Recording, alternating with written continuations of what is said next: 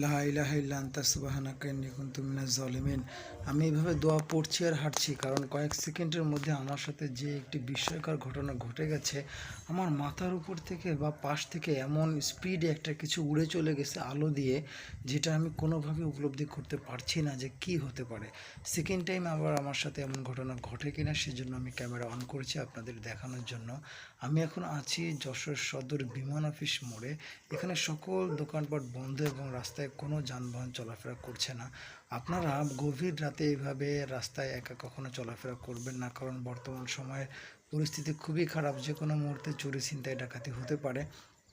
তো এই ধরনের রাত্রে আপনার বাইরে বের হলে অবশ্যই সাথে কয়েকজন মিলে বের হবেন যদি খুব প্রয়োজন হয়। তাছাড়া কখনোই গভীর রাতে এভাবে রাস্তাঘাটে একা একা বের হবেন না। সবাই ভালো থাকবেন, সুস্থ থাকবেন, সাবধানে চলাফেরা করবেন। আজ এ পর্যন্ত, আল্লাহ হাফেজ।